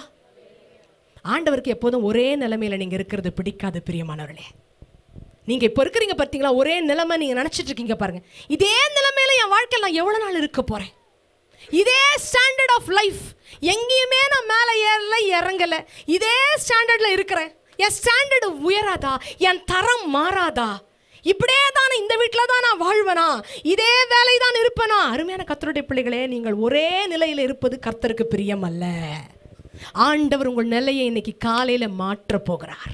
எத்தனை பேர் விசுவாசிக்கிற ஆண்டவர் இன்னைக்கு காலையில் என் ஸ்டாண்டர்டை மாற்ற போறான்னு விசுவாசிக்கிறவங்க மட்டும் எல்லாரும் வேணாம். ஏன்னா நிறைய பேர் என் ஊழியத்தில் நான் பார்த்துருக்கேன், ஆண்டவர் ஆசீர்வதிச்சிருக்கிறாரு. இன்னைக்கு காலையில் ஆண்டவர் என் தரத்தை மாற்ற போகிறார். என்னுடைய வாழ்வில ஒரு மாறப்போகுது, ஒரு தரம் மாறப்போகுது. விசுவாசிக்க மட்டும் சத்தமா ஹல்லேலூயா சொல்லுங்க. Praise the Lord. ஹல்லேலூயா. அவர் உயர்வை கொடுக்கும் தேவன், அவர் ஆசீர்வதிக்கும் தேவன், அவர் மேன்மைப்படுத்துகிற தேவன். ஹல்லேலூயா. ஆண்டவர் எத்தனை பேருக்கு இங்கே ப்ரொமோஷன் வேணும்னு காத்துட்டு இருக்கீங்களோ கர்த்தர் ப்ரொமோஷன் கொடுக்க போகிறார். வேலையே இல்லாமல் இருக்கேன்னு சொல்கிறவங்களுக்கு கர்த்தர் வேலையை கொடுக்க போகிறார். குழந்தையே இல்லைன்னு சொல்கிறவங்களுக்கு குழந்தையை கொடுக்க போகிறார். ஹல்லேலூயா. இன்னும் எனக்கு திருமணம் ஆகவில்லை, ஏற்ற மகன் ஒரு கணவன் எனக்கு வரல, ஏற்ற மாப்பிள்ளை கிடைக்கல, ஏற்ற எனக்கு ஒரு பெண்ணு கிடைக்கல, என் பிள்ளைக்கு எப்போ ஒரு நல்ல ஒரு வரம் வரும்னு சொல்லி காத்துட்டு இருக்கீங்களே, கர்த்தர் இன்னைக்கு செய்ய போகிறார். ஹல்லேலூயா. உன் ஜெபங்கள் ஒருபோதும் வீண் போகவே போகாது. ஆண்டவர் உங்களுடைய சேலரியை ரிலீஸ் பண்ண போகிறாரு, இன்னும் அதிகமாக்க போறாரு. ஹல்லேலூயா. திடீர்னு ஆபீஸ்ல இருந்து உங்களுக்கு ஃபோன் வர போகுது, உங்க சேலரி ஹைக் வந்துருச்சு, உங்களுக்கு நிறைய சேலரி உயர்த்திட்டாங்கன்னு கர்த்தர் சொல்ல போகிறார், கர்த்தர் சொல்ல வைக்க போகிறார். ஹல்லேலூயா. இங்க வேதம் சொல்லுகிறது 1000 மடங்கு ஆசீர்வாதம். 1 மடங்குல 100 மடங்குல 1000 மடங்கு. கடவுள் கொடுத்தா அப்படிதான் கொடுப்பார். ஆண்டவர் ஒருத்தர் ஆசீர்வதிக்கணும்னு பிளான் பண்ணிட்டார்னா, ஒருத்தர் ஆசீர்வதிக்கணும்னு அவங்க மேல திட்டம் வச்சுட்டார்னா, அந்த ஆசீர்வாதத்துக்கு நாம் பாத்திரமா இருக்கிறோமா என்பதை அவருடைய கண்கள் பார்த்துருச்சுன்னு வச்சுக்கோங்களேன், கடவுள் எங்க கொண்டு போய் நிறுத்துவார் தெரியுமா? சேற்றிலிருந்து நம்மை தூக்கி நம்மை கன்மலையின் மேலே கொண்டு வைப்பார். சேற்றிலிருந்து நம்மை தூக்கி உன்னை ராஜாக்களோடும் பிரபுக்களோடும் அமர பண்ணுவார். ஹல்லேலூயா. சேற்றிலிருந்த உன்னை தூக்கி உன்னை வாலாக்காமல் அவர் தலையாக்குவார். சேற்றிலிருந்த நம்மை தூக்கி உன்னை கீழாக்காமல் அவர் மேலாக்குவார். ஹல்லேலூயா. இந்த 1000 மடங்குன்னு சொல்லும்போது, இந்த 1000 போது பைபிளில் ஏதோ இருக்கு. நான் இதை கொஞ்சம் ரிசர்ச் பண்ணி பார்த்தேன். 1000 மடங்கு இன்னும் ஆண்டவர் உன்னை மடங்கா இத்தனை மடங்காய் நான் ஆசீர்வதிப்பேன். கரெக்டா ஏன் 1000 மடங்கு ஆசீர்வாதம் என்று வேதம் குறிப்பிடுது. நம்ம வேகமா போகலாம், நேரம் இல்லை. 2 பேதுரு 3:8 பார்த்தீங்கன்னா, பிரியமானவர்களே, கர்த்தருக்கு ஒரு நாள் 1000 வருஷம் போலவும் 1000 வருஷம் ஒரு நாள் போலவும் இருக்கான். அந்த 1000க்கு என்ன ஒரு மீனிங் கொடுத்திருக்காரு பாருங்க. அப்புறம் உபாகமம் 32:30 பார்த்தீங்கன்னா, ஒருவன் 1000 பேரை துரத்துவான், இருவர் 10,000 பேரை துரத்துவார்கள். ஒருத்தன் எத்தனை பேரை துரத்துவானா? 1000 பேரை. அங்கேயும் பாருங்க, 1000க்கு ஒரு அர்த்தம் இருக்கு. சங்கீதம் 90:3 உமது பார்வைக்கு 1000 வருஷம் நேற்று கழிந்த நாள் போலவும் ராட்சாமம் போலவும் இருக்கிறது. இங்கேயும் 1000க்கு ஒரு அர்த்தம் இருக்கிறது. வெளிப்படுத்தின விசேஷம் 20:7 அந்த 1000 வருஷம் முடியும் போது சாத்தான் தன் காவலில் இருந்து விடுதலையாகி என்று சொல்லுகிறது. 1000 வருடம், 1000 வருட அரசாட்சி. ஸோ 1000 குறித்து பைபிளில் ஏதோ இருக்குமா? Something about 1000-fold blessing, something about 1000.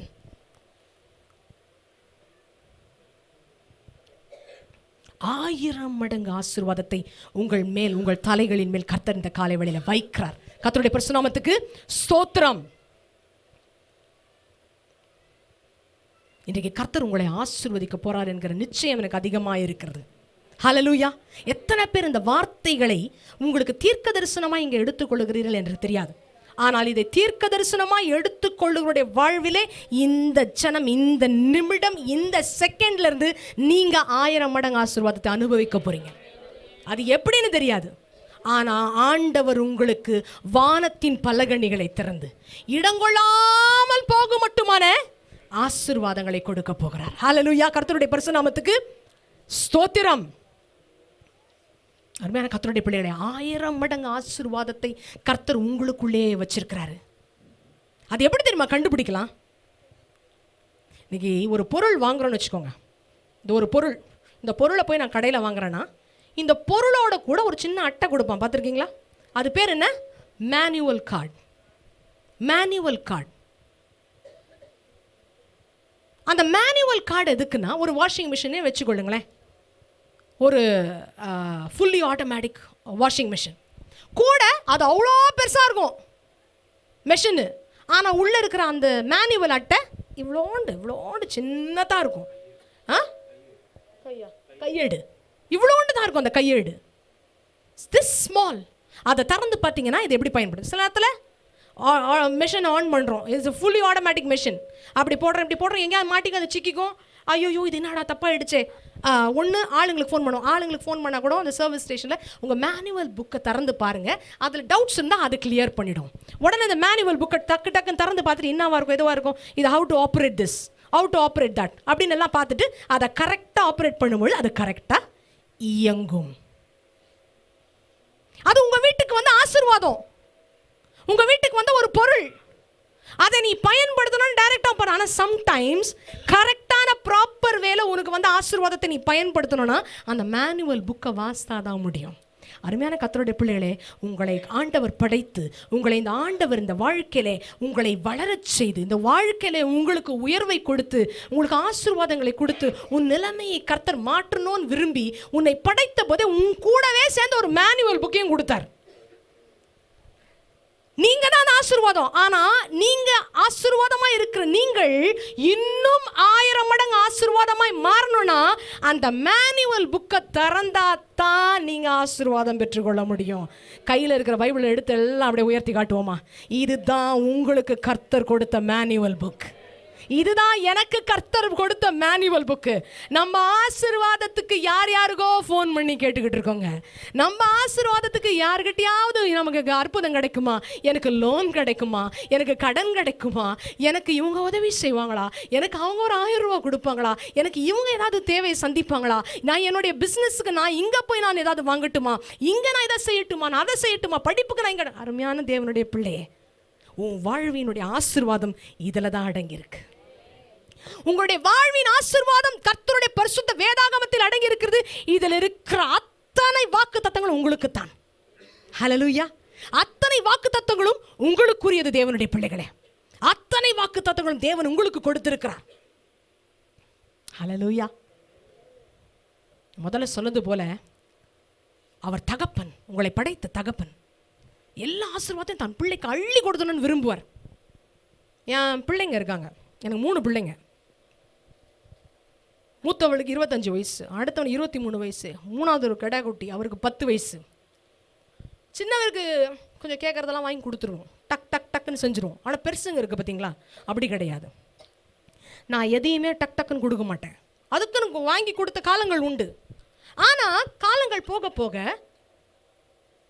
எதை கேட்டாலும் அம்மா வாங்கி கொடுத்துருவா, எதை கேட்டாலும் டக் டக் டக்குன்னு வந்துடுது அம்மா கிட்ட கேட்டா அப்படின்னு அவன் நினச்சிடக்கூடாது, அவன் நினச்சிடக்கூடாதுன்னு சொல்லி அவங்களுடைய வாழ்க்கையில் சில பாடங்களை கற்றுக்கொள்ளணும்.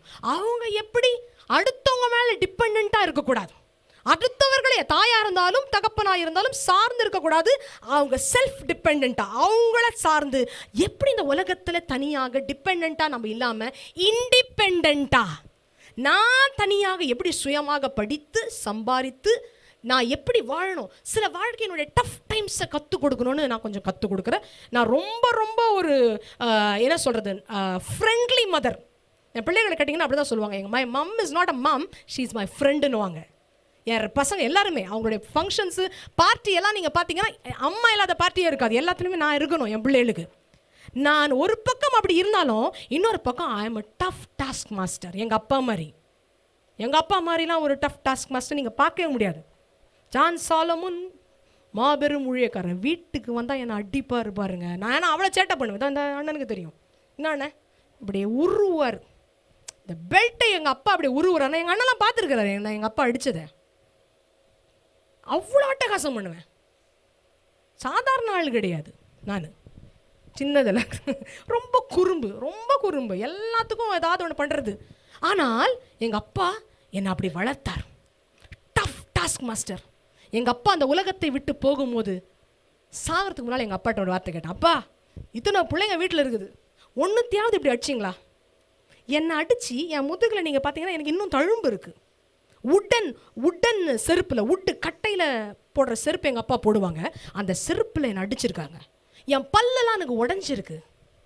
எங்கள் அம்மாலாம் அசைய முடியாது, என்னை அடிக்கிறாங்கன்னா அப்படியே அடங்கி இருக்கணும், யாரும் வீட்டுக்குள்ளே வர முடியாது.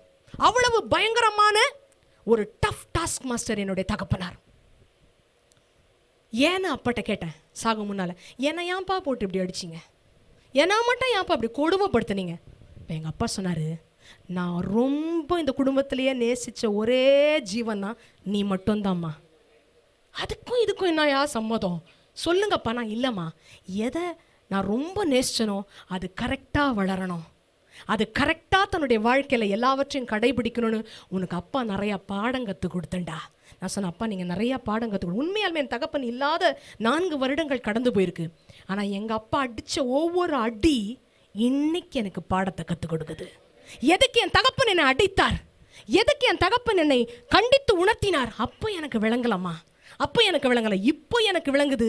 இன்னைக்கு நான் கர்த்தருடைய ஊழியத்தை செய்து வருகிறேன். எல்லா இடங்களையும் கர்த்தர் என்னை ஊழியத்தில் கொண்டு போறாரு, பிரசங்கித்து கொண்டு வருகிறேன், தினம் போயிட்டு இருக்கிறேன். என்னை கர்த்தர் செய்யறானா, என் தகப்பன் என்னை கற்றுக் கொடுத்த அந்த விதத்தை நான் நினைப்பேன். இது போல நான் என்ன பண்ணுவேன், என் பிள்ளைகளை பார்ப்பேன். என் பையனுடைய ஃபோனு, அவனுடைய ஃபோன் வந்து ஒரு 2 மாசமாக கலாட்டா பண்ணிகிட்டு இருக்கு. என்னால் நினச்சேன் என் பையனுக்கு இம்மீடியட்டாக கூட்டிகிட்டு போய் கடையில் போய் என்னால் வாங்கி கொடுக்க முடியும். ஆனால் நான் வாங்கியே கொடுக்கல. ஏன்னா முதல்ல சொன்னது போல் நான் வாங்கி கொடுத்துட்டேன்னா இந்த உடச்சிட்டா கூட நாளைக்கு என் அம்மா வாங்கி கொடுத்துருவா. அது எனக்கு வரக்கூடாது. அவன் வாழ்க்கையினுடைய பாடம் தெரியணும். அந்த 5 ரூபாய் நான் அவனுக்கு செலவு பண்ணுறேன்னா இந்த 5 ரூபாவை சம்பாதிக்க தன் தாய் எவ்வளவு கஷ்டப்படுறான்னு என் பையன் உணரணும். அப்போ தான் நாளைக்கு அவன் சம்பாதிக்கிற அந்த பணம் அவனுக்கு எவ்வளோ இம்பார்ட்டன்ட் தெரிஞ்சு ஞானமாய் அந்த பணத்தை அவன் செலவு செய்வான்னு அவனுக்கு கற்றுக் கொடுக்குறேன். இன்னைக்கு காலை நான் எழும்புற காலை ஏஞ்சி குளிச்சு கிளம்பிட்டு இருக்கேன். வந்து டோரை லாக் திறக்கிறான், என் தட்டுறான், மாமி மாமி மாமி ஓப்பன். என்னடா திறந்தனா, மம்மி என் ஃபோன் போயிடுச்சு மம்மி, நான் அப்போவே சொன்னேனே என் ஃபோன் போயிடுச்சு mummy, now it's not working, give your adapter. நான் என்னுடைய இதெல்லாம் சார்ஜர்லாம் கொடுத்து பார்த்தேன், வரல, வேலை செய்யலை, போயிடுச்சு. அவர் இப்போ தான் ஊழியம் வேறு தொடங்கியிருக்காரு. என் மகன் காலையே சொல்கிறம்மா இப்போதாம்மா ஊழியம் பண்ணுறேன், அட்டூழியெல்லாம் பண்ணும்போது நல்லா வேலை செஞ்சிச்சும்மா, ஊழியம் பண்ணும்போது இப்படி வேலை செய்ய மாட்டேந்தேம்மா. நான் சொன்னேன், இப்படி தான் வரும், இப்படி தான் வரும். அருமையான கர்த்தருடைய பிள்ளைகளை என்னால் வாங்கி கொடுக்க முடியும். ஆனால் சில நேரங்களிலே ஐ டெஸ்ட் ஹிம், டீச் ஹிம், அவனுக்கு கற்றுக் கொடுப்பேன். அருமையான கர்த்தருடைய பிள்ளைகளே, அது ஏன்னா சில நேரங்களில் நான் கோபமும் ஆயிடுவேன். இதெல்லாம் அட்டகாசம் பண்ணுறீங்களே, இதெல்லாம் சரிப்படாமல் நான் உங்களுக்கு வாங்கி தர மாட்டேன். சில இடத்துல என்னுடைய கோபத்தின் நிமித்தமாக கூட நான் என்னுடைய ஆசீர்வாதத்தை என் பிள்ளைகளுக்கு தள்ளி போட்டு வைத்தது உண்டு உண்டு. அருமையான கர்த்தருடைய பிள்ளைகளே, அப்படித்தான் நம்முடைய பரலோக தகப்பனும் அள்ளி கொடுத்துக்கிட்டே இருக்க மாட்டார். டேப்பை திறந்து விட்ட மாதிரி நான் முதல்ல சொன்னது போல சில நேரங்களில் ஏர்லாக் ஆகிடும். சில நேரத்தில் தண்ணி குழாயை என்னதான் திறந்து விட்டாலும் வராது, ஏர்லாக் ஆகிடும். அந்த ஏர்லாக்கை நம்ம தான் ஓப்பன் பண்ணணும். நம்ம ஏர்லாக்கை ஓப்பன் பண்ணிட்டோன்னா மறுபடியும் போதோன்னு தண்ணி கொட்டும். சங்கீதம் 30ஆம் அதிகாரம் 5ஆம் வசனம் இப்படியா சொல்கிறது, அவருடைய கோபம் ஒரு நிமிஷம், அவருடைய தயவோ நீடிய வாழ்வு. என் செய்தியினுடைய பிற்புறத்துக்கு வருகிறேன். அவருடைய கோபம் எவ்வளோ நேரமாம்மா, ஒரே நிமிஷம்.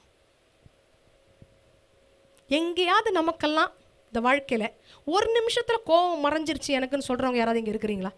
ஒரே நிமிஷம் தான் கோபம் வந்துச்சு, அந்த ஒரு நிமிஷத்தில் எனக்கு கோபம் போயிடுச்சு. அது எப்படின்னு தெரிலன்னு யாருமே நம்மளால சொல்லவே முடியாது. நம்ம கோபம் என்னன்னா ஒரு நிமிஷம் கிடையாது, அது ஒரு நாளாகும், ஒரு வாரமாகும், ஒரு மாதமாகும், ஒரு வருடமாகும். சிலர்லாம் பார்த்துருக்கீங்களா, குடும்பத்துக்குள்ளே வீட்டுக்குள்ளே பேசிக்க மாட்டாங்க, பல வருஷம் பேச மாட்டாங்க.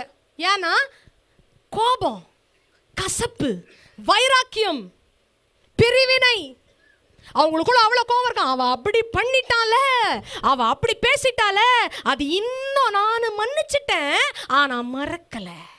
இதெல்லாம் இப்போ ஒரு புது சேயிங். வசனம் சொல்கிற மாதிரி நான் மன்னிச்சிட்டேன் ஆனால் மறக்கலை. எனக்குள்ள அவங்கள பார்க்கும் போதெல்லாம் அவங்க பேசின வார்த்தை ஞாபகம் வருது, அவங்கள பார்க்கும் போதெல்லாம் எனக்கு கோபம் பற்றிக்கிட்டு வருது. நம்ம கோவம்லாம் எவ்வளோ நேரம் போகுது, இழுத்துக்கிட்டே போகுது. அருமையான கர்த்தருடைய பிள்ளைகளே, இன்றைக்கு காலையில் ஒருவேளை நம்முடைய ஆசீர்வாதம் சில நேரங்களிலே நாம் வைத்திருக்கிற கசப்பு, மற்றவர்கள் மேல் வைத்திருக்கிற ஒரு கோபம், ஒரு வைராக்கியம், ஒரு பொறாமை, ஒரு போட்டி நிமித்தமாக பேசாமல் இருப்போம் என்றால் நம்முடைய கோபத்தை இன்றைக்கு மாற்றிக்கொள்வோம். ஹல்லேலூயா. யார் மேலேயாவது இன்னைக்கு காலையில் இந்த ஆலயத்தில் அமர்ந்திருக்கிறவங்க ஒரு கோபம் உங்களுக்கு இருக்குது, அந்த கோபத்தின் நிமித்தமாக அவங்ககிட்ட பேசலன்னு வச்சுக்கோங்களேன், இன்னைக்கு இந்த 1000 மடங்கு ஆசீர்வாதம் அந்த ஒரு காரியம் உங்களுக்கு தடையாக இருக்கக்கூடாது. ஹல்லேலூயா. அந்த சின்ன கோபம் நமக்கு ஆசீர்வாதத்துக்கு தடையா இல்லாதபடிக்கு இன்றைக்கு வந்திருக்கிறோம் திருச்சபைக்கு, ஆலயத்திலேயே அந்த கோபத்தை விட்டு விட்டு நீங்கள் போய் பாருங்க, உங்கள் பின்னாலேயே நன்மையும் கிருபையும் தொடரும். உங்கள் பின்னாலேயே அந்த 1000 மடங்கு ஆசீர்வாதம் அப்படியே தோத்திக்கிட்டு வரும். ஹல்லேலூயா. அவருடைய கோபம் எவ்வளோ நேரம், ஒரு நிமிஷம் அதுக்கு மேல அவர் தாங்க மாட்டார். அதற்கு மேல அவர் பொறுக்க மாட்டார். ஒரு நிமிஷத்துக்கு மேல வேதம் சொல்லுகிறது, ஒரு நிமிஷம் அவருடைய தயவோ நீடிய வாழ்வு. எவ்வளவு குயிக்கா மாறுறாரு பாருங்க. தன்னுடைய பிள்ளைக்கு மனமிறங்குகிற ஒரு தேவன் அவர். அநாதைகளுக்கு அவர் துணையாய் இருக்கிற தேவன் அவர்.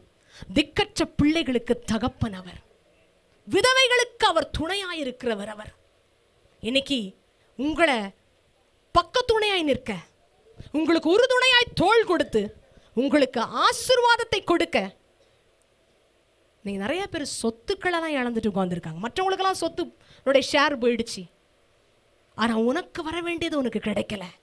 உனக்கு அடைய வேண்டியது நீ கிடைக்காம, என்ன உயர்த்த யாரும் இல்லையே, எனக்கு தோள் கொடுக்க யாரும் இல்லையே, என்ன ஆசீர்வதிக்க யாரும் இல்லையே என்று ஒருவேளை கண் கலங்கி நீங்கள் அமர்ந்திருக்கலாம். நான் இன்றைக்கு சொல்ல, மனுஷன் உனக்கு தோள் கொடுக்கவே வேண்டாம். மனுஷன் உன்னை உயர்த்தவே வேண்டாம். மனுஷன் உன்னை மேன்மைப்படுத்தவே வேண்டாம். கர்த்தர் உனக்கு துணையாக இருப்பார். கர்த்தர் துணையாக இருந்தால் எல்லாவற்றையும் உனக்கு தருவார். ஹல்லேலூயா. அவர் ஆசீர்வதிக்கும் தேவனாய் இருக்கிறார். அவர் ஆசீர்வதிக்கும் தேவன். இன்னைக்கு ஒரு பெரிய அற்புதத்தை உங்களுடைய வாழ்க்கையில செய்ய போகிறார். ஒரு பெரிய ஆசீர்வாதத்தை அவர் கொடுக்க போகிறார். உங்களுக்கு ஒரு நன்மையும் குறைபடாதபடிக்கு அவர் ஆசீர்வாதங்களை தருவார். ஹல்லேலூயா. அவருடைய ஆசீர்வாதம் வேண்டும் என்று விரும்புகிறவர்கள் அவரிடத்துல கேட்டு பெற்றுக்கொள்ளுங்கள். வார்த்தையை வாசித்து பெற்றுக்கொள்ளுங்கள்.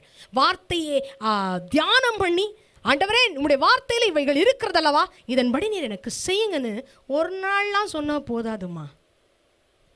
தினம் அவருடைய வார்த்தை உன் வாயினால் அறிக்கை செய். உன் வாயினால் நீ அறிக்கை செய்ய செய்ய செய்ய அற்புதங்கள் உங்களுக்கு கிடைக்கும்.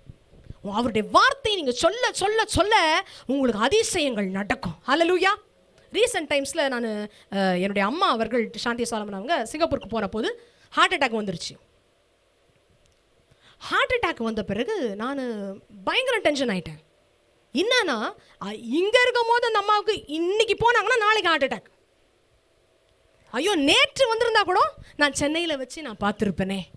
இப்போ சிங்கப்பூரில் அடித்து என் மகளோட தான் போனாங்க, என் டாக்டர் டமாராவோட தான் போனாங்க. அங்கே ஹார்ட் அட்டாக் வந்துருச்சு. பக்கத்தில் இருக்கிற ஒரு ஹாஸ்பிட்டலில் அட்மிட் பண்ணிட்டாங்க. அட்மிட் பண்ணும்போது என் டாக்டர் எனக்கு ஃபோன் பண்ணுறான், அம்மா என்னம்மா நான் உடனடியாக 6.5 லட்சம் ரூபா அனுப்புன்றான். என்னது 6.5 லட்சம் ரூபாவா? ஆமாம் மம்மி, அதுதான் டெபாசிட் கட்டணும், 6.5 லட்சம் ரூபாய் கட்டணும், உன் அம்மா உள்ளே சேர்க்க மாட்டாங்கன்ட்டாங்க. நான் டாக்டர் போராடினேன். சுவாமி எடுத்தோம் கௌத்தம் 6.5 லட்சம் ரூபாவை இன்னும் ஒன்றுமே பண்ணலை. 6 லட்சம் ரூபா நான் எப்படி சுவாமி கட்டுவேன்? கர்த்தர் எப்படியோ தேவைகளை சந்தித்து அங்கே பணத்தை கட்ட நீர் உதவி செய்தார். நான் யோசிச்சு பார்ப்பேன், என்ன சுவாமி இவ்வளோ ஒரு டென்ஷன், இப்படிப்பட்ட ஒரு கலக்கம், ஒரு வேதனை. ஆண்டவரே, நீங்கள் இந்த எங்களை ஆசீர்வாதமாக வைப்பீங்கல்ல, எங்களுக்கு நீங்கள் வாக்கு கொடுத்துருக்குறீங்க, எங்களுக்கு எந்த நன்மையும் குறைபடாதல்ல எங்களுக்கு வாக்கு கொடுத்துருக்குறீங்க. என்ன சுவாமி இப்படிப்பட்ட ஒரு சூழ்நிலைக்குள்ளே வந்துட்டோமே, இப்படிப்பட்ட ஒரு நிலைமைக்குள்ளே நாங்கள் வந்துட்டோமே, நான் எப்படி என் தாயை காப்பாற்றுவேன்? எப்படி நான் தனியாக பிரயாணம் பண்ணி நான் போவேன்? ஏன்னா நான் வெளிநாட்டுக்கெல்லாம் வந்து எங்கள் அப்பாவோட போவேன், அதுக்கப்புறம் என் ஃபேமிலியோட போயிருக்கேன். ஆனால் தனியாக நான் ட்ராவல் பிளெயின்லலாம் தனியாலாம் போக மாட்டேன், என்னை விடவும் மாட்டாங்க எங்கள் குடும்பத்தார். ஒரு வாட்டி கூட நான் தனியாக ஃப்ளை பண்ணதில்லை. ஆனால் தனியாக சிங்கப்பூருக்கு போனேன். ஹாஸ்பிட்டலில் அந்த அம்மாவை டிஸ்சார்ஜ் பண்ணி அங்கே ஒரு 10 நாள் இருந்து 10 நாளைக்கு பிறகு இந்தியாவுக்கு நான் அம்மாவை கொண்டு வந்தேன். அப்பொழுதுதான் நான் நினச்சேன், ஆண்டவருடைய ஆசீர்வாதம் எந்த ரூபத்தில் வேணால் வரும், அவர் எப்படியும் கொண்டு வருவார். அது நம்ம ஒரு கடினமான சூழ்நிலை நினச்சிருவோம். ஏன்னா ஆண்டவர் கஷ்டத்தின் பாதையில் அனுபவிச்சிட்டாரு, கொடுமையின் பாதையில் அனுபவிச்சிட்டாரு. சென்னையில் இருக்கும் போது நடக்கலையே, வெளிநாட்டுக்கு போகும்போது நடந்துருச்சே அப்படின்னு நினச்ச எனக்கு என் கண்களை கர்த்தர் திறந்தாரு. நான் உன்னை இங்கே கூட்டிகிட்டு வந்து ஆசீர்வதிக்கணும்னு தான் சில சம்பவங்கள் நடக்கும்படிக்கு அனுமதி கொடுத்தேன். அருமையான தேவனுடைய பிள்ளைகளே, வாழ்க்கையில் எந்த தீங்கும் நடக்கவே நடக்காதுன்னு சொல்லுகிற ஊழியக்காரி பிரசங்கியார் நான் அல்ல. உலகத்தில் உங்களுக்கு உபத்திரவம் உண்டு, ஆனாலும் திடன் கொள்ளுங்கள், நீங்கள் உலகத்தை ஜெயிப்பீர்கள். ஹல்லேலூயா. ஆண்டவரே சொல்லிட்டு, அந்த உலகத்தில் உனக்கு உபத்திரவம் இருக்கும். இந்த உலகத்தில் வாழும் வரையிலும் உபத்திரவத்தை நீ அனுபவிப்பாய். பாடுகள் இருக்கும், போராட்டங்கள் இருக்கும். ஆனால் அதையும் தாண்டி நம்ம ஜெயிச்சுக்கிட்டே இருக்கணும். அதையும் தாண்டி நம்ம எதிர்நீச்சல் போடணும். வாழ்க்கையில நம்ம எல்லாவற்றையும் பார்த்து சோர்ந்து போய்விடக்கூடாது. பிரியமானவர்களே, சோர்ந்து போய்விடக்கூடாது. கர்த்தர் கர்த்தர் எப்படிப்பட்ட சூழ்நிலையாகும் அந்த சூழ்நிலையின் மத்தியிலே உங்களை ஆசீர்வதிக்க வல்லவராய் இருக்கிறார். வாழ்விலே போராட்டங்கள் வரும், வாழ்க்கையில இழப்புகள் வரும், குடும்பத்துல சாவு நடக்கும், குடும்பத்துல தீங்கு நடக்கும். எத்தனையோ பேர் உயிர் இழந்திருக்கிறாங்க உங்க குடும்பத்துல, எத்தனையோ பேர் ஆஸ்பத்திரியில அட்மிட் ஆயிருக்கிறாங்க, எத்தனையோ பேர் உங்க குடும்பத்தை சார்ந்தவங்க கேன்சர் வியாதியில இருக்கிறாங்க, டியூமர் வியாதியில இருக்கிறாங்க, பயங்கரமான போராட்டத்தின் சரீரத்துல வியாதியில போராடி கொண்டிருக்கிறாங்க. அருமையான தேவனுடைய ஜனமே, உங்களுக்கு ஒரு நற்செய்தி. இன்றைக்கு கர்த்தர் சூழ்நிலைகளை மாற்ற வல்லவராயிருக்கிறார், சூழ்நிலைகளை திருப்ப வல்லவராயிருக்கிறார். ஹல்லேலூயா. எதையும் ஆண்டவர் இன்னைக்கு உன் வாழ்க்கையில மாற்ற முடியும், எதையும் இன்னைக்கு ஆண்டவரால புரட்டி போட முடியும். 1000 மடங்கு ஆசீர்வாதம் உங்களுக்கு வரும். ஆனா வரப்போற விதம் உங்களுக்கு தெரியவே தெரியாது. அது ஆவியானவரே அந்த விதத்துல கொண்டு போவார், ஆவியானவரே நடத்துவார். ஹல்லேலூயா. கண்ணீரோடு இருக்கிறீங்களா? துக்கத்தோட இந்த காலையில் இருக்கிறீங்களா? பாரத்தோட போராட்டத்தோட இருக்கிறீங்களா? இந்த சூழ்நிலையில தான் கர்த்தர் உங்களை ஆசீர்வதிக்கும்படி உங்களை தெரிந்து கொண்டு இருக்கிறார். ஹல்லேலூயா. நீங்களாம் யார் தெரியுமா? தெரிந்து கொள்ளப்பட்ட ஜனம். தெரிந்து கொள்ளப்பட்டவங்களுக்கு தான் நிறைய பாடு இருக்கும். எத்தனை பேர் யாருக்குமே வைக்கப்படாதீங்க. நிறைய பாடுகளுக்குள்ள போறேன், நிறைய உபத்திரம் வேதனைக்குள்ள போறேன். யாரையும் வைக்கப்படாதீங்கம்மா. ஏன்னா யாரும் உங்க கூட நிக்க போறது கிடையாது. கையை உயர்த்தி மட்டும் சொல்லுங்க பாப்போம். எத்தனையோ பாடுகளுக்குள்ள, உபத்திரத்துக்குள்ள போறேன், வேதனைகளுக்குள்ள போறேன். எனக்கு தேவன் துணையா இருப்பாரா? நான் சொல்லட்டுமா? இங்க இருக்கிற ஒவ்வொருவரையும் கையை உயர்த்திருக்க ஒவ்வொருவரையும் கர்த்தர் தமக்கென்று தெரிஞ்சிட்டாரு. உங்களை ஆண்டவர் அவருக்கு தெரிஞ்சுக்கிட்டாரு, அவருடைய ஊழியத்துக்கு தெரிஞ்சுக்கிட்டாரு, அவருடைய வேலையை செய்ய தெரிஞ்சுக்கிட்டாரு. உங்களை அவர் கைகளை கீழே போடுங்க, ஆசீர்வதிக்க போறார். ஹல்லேலூயா. இந்த சூழ்நிலையிலும் இறங்கி வருகிற தேவன் நம்முடைய தேவன். 2018ஆம் ஆண்டு நான் கொடைக்கானலுக்கு பிரயாணப்பட்டு போயிட்டு இருக்கும்போது எனக்கு ஒரு ஃபோன் வருது. எங்க அம்மா ஒரு ஃபோன் கால் பண்றாங்க. ஷிபான்னு ஒரு கத்து. அந்த சத்தம் இன்னைக்கு வரைக்கும் என் காதுல கேட்டுட்டு இருக்கு. என்னம்மா ஆச்சு? நல்ல வேளை நான் கொடைக்கானல் முன்னாடி போகல, ட்ரிச்சில ஆல்ட் பண்ணியிருக்கேன். ஃபோன் பண்ணி என்னம்மா அப்படின்னு கேட்டதுக்கு எங்க அம்மா சொல்றாங்க, ஷிபா, சாம் செத்துட்டான். என் தம்பி, என்னுடைய தம்பி சாம், 34 வயசு, கல்யாணமாகி 5 வயசு குழந்தை. அப்போ சாம் செத்துட்டாமா. சாம் செத்துட்டான் அந்த சொன்ன அந்த வினாடி எனக்கு என்ன ஆச்சுன்னு எனக்கு தெரியாது. என் சரீரத்துக்குள்ள ஒரு மாற்றம், என் உடம்பெல்லாம் அப்படியே ஆட ஆரம்பிச்சு விட்டது. எனக்கே தெரிஞ்சிருச்சு என் உடம்புல ஏதோ ஃபால்ட் ஆயிடுச்சு, ஏதோ ஒரு பிரச்சனை வந்துருச்சு. இன்னும் அந்த சாவுக்கு நான் போகல, என் தம்பியினுடைய சடலத்தை நான் பார்க்கல. இங்கேருந்து நான் இன்னும் 4 மணி நேரம் திருச்சியிலேருந்து பிரயாணப்பட்டு சென்னைக்கு வந்து நான் குளத்தூரில் இருக்கிற வீட்டுக்கு நான் போய் என்னுடைய தம்பியினுடைய சரீரத்தை பார்க்குற வரைக்கும் நான் நார்மலான நிலையிலே இல்லை. எங்க அப்பா கத்துறாரு, எங்க அப்பா கத்துற சத்தம் மட்டும் தான் எனக்கு கேட்டுச்சு. ஷிபா ஷிபா. நான் அப்பா சொன்னேன், அப்பா அடிங்கப்பா, உடம்பு அடிங்கப்பா, டாக்டர்ஸை வர வைங்கப்பா, ஏதாவது சிஆர்பி கொடுங்கப்பா, என் தம்பி எழும்புவான்னு சொன்னேன். எங்க அப்பா சொன்ன, இல்லடா உன் தம்பி போயிட்டான்டா, உன் தம்பி போயிட்டான்டா. என் தம்பி இறந்து போனான்.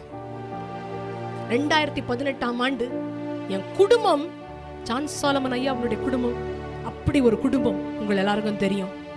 எங்க குடும்பத்திலே வந்து இடி போல வந்த ஒரு வேதனை, தாங்க முடியாத ஒரு துக்கம், பேரிழப்பு. என்னுடைய சகோதரன் சாமியல் ஜே சாலமனுடைய மரணம். அவன் மரிச்சிட்டான், அவன் செத்துட்டான், அவன் அடக்கம் பண்ணிட்டோம். தொடர்ந்து அப்பா நான் 2 மாதம் சாப்பிடவே இல்லை. அப்பா சாப்பிடாமலே இருக்காங்க. ஜான் சாலமன் அப்பா சாப்பிடல.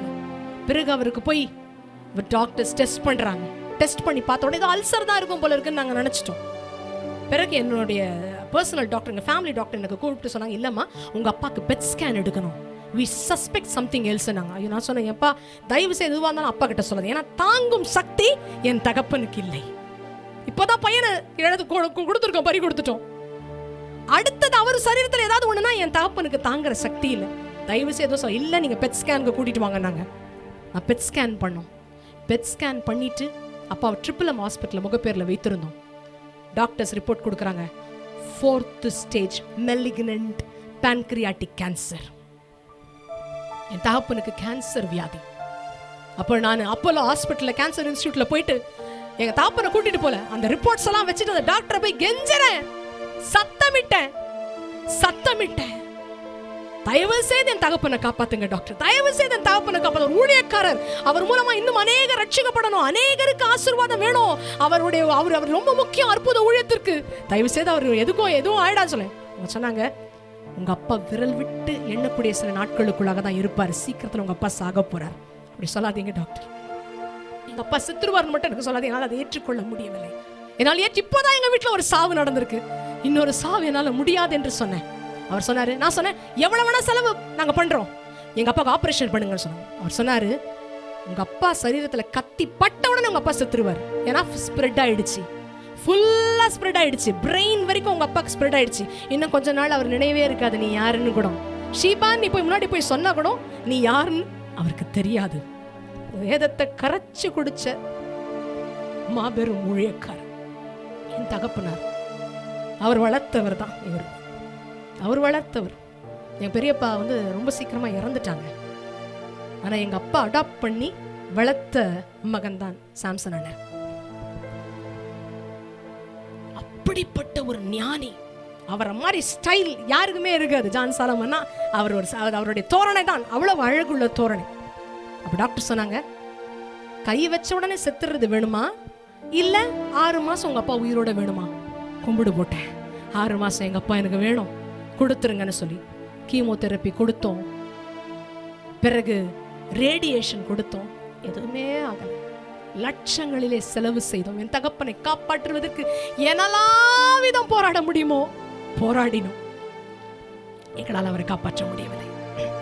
2018 மே மாசம் தம்பி செத்தான். 2019 டிசம்பர் 17 ஜான் சாலமன் ஐயா கர்த்தருக்குள் நித்திரை அடைந்தார். இங்கேயோட என் வாழ்க்கையில பிரச்சனை முடிஞ்சிச்சா? இல்ல. 2022ஆம் ஆண்டு ஜூலை 29ஆம் தேதி அம்மா நல்லா தான் இருந்தாங்க. சாந்தி சாலமன் அம்மா நல்லா இருந்தாங்க.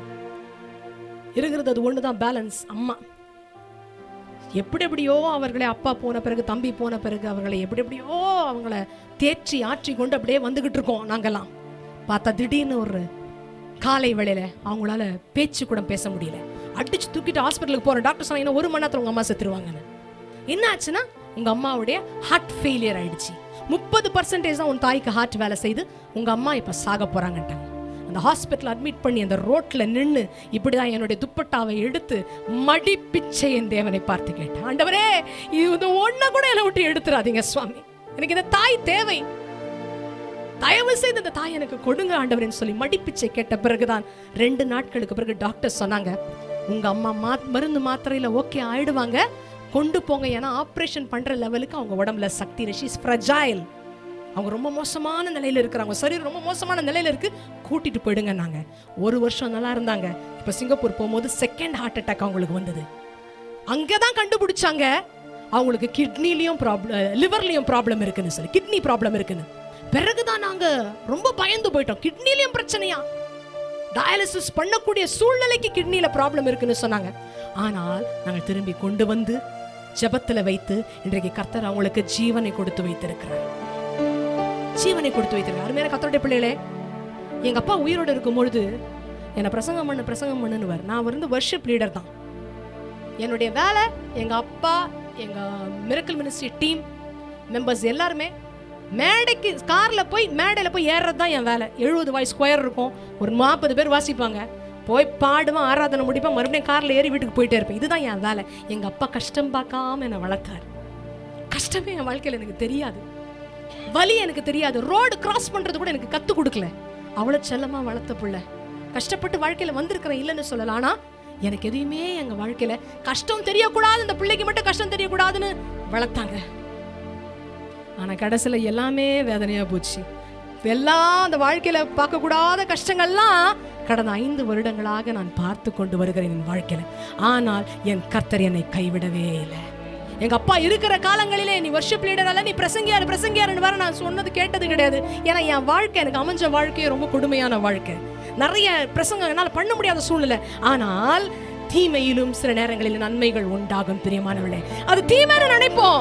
ஆனா நிறைய பேர் சொன்னாங்க ஜான் சாலமன் செத்துட்டார் தான் நினைக்கிறீங்க. இல்ல ஷீபாமா, அவருடைய அபிஷேகம் எலியாவின் மேல இருந்தது எப்படி எலிசாவுக்கு போனதோ உன் மேல கர்த்தர் வச்சிருக்கிறாரு. நீ தொடர்ந்து பிரசங்கம் பண்ணுவேன்னு சொன்னாங்க. நீங்க 4 வருஷம் ஆச்சு எங்க அப்பா இறந்து. கர்த்தர் என்னை எல்லா இடங்களிலும் கொண்டு போய் பிரசங்கம் பண்ண வைக்கிறார். உடைந்து போன பாத்திரம், உடைஞ்சு போனவ, யாரும் பக்கத்துணை இல்லை, உதவி செய்ய ஒரு கரம் இல்லை, அநேக குடும்பத்தில் இழப்பு. ஆனாலும் என் தேவன் இன்றைக்கு இந்த இடத்துல தேவனுடைய பலிபீடத்திலிருந்து சொல்கிறேன், என்னை 1000 மடங்கு ஆசீர்வாதத்திலே என்னை நிலைநிறுத்தி இருக்கிறார். 1 மடங்கு 2 மடங்கு அல்ல. நான் ஒண்ணு இல்லைன்னு நினைச்சவ, நான் குப்பைன்னு நினைச்சவ, எனக்கு ஒண்ணுமே என் வாழ்க்கையில் இருக்காதுன்னு நினைச்சவ, ஆண்டவர் எனக்கு ஆசீர்வாதமா வைத்திருக்கிறார். ஏன் தெரியுமா? சில நேரங்கள் நம்முடைய வாழ்க்கையில முள்ளான வேதனைகள் வரும், பாடுகள் வரும், உபத்திரவங்கள் வரும், போராட்டங்கள் வரும், இழப்புங்க வரும், ஃபெயிலியர் வரும், லாஸ் வரும். ஆனாலும் மனம் தளர்ந்து போகாதீங்க. இங்க இருந்து தான் கர்த்தர் உங்களை ஆசீர்வதிக்க போறாரு. இங்க இருந்து தான் கர்த்தர் உங்களை மேன்மைப்படுத்த போறாரு. அப்படியே எல்லாம் எழுந்து நிற்க போகிறோம். எல்லாம் எழுந்து நிற்போமா? Shall we all stand up together? Hallelujah.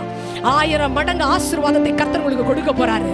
1000 மடங்கு ஆசீர்வாதத்துக்கு நீங்கள் சொந்தக்காரர்களாக போறீங்க. Hallelujah.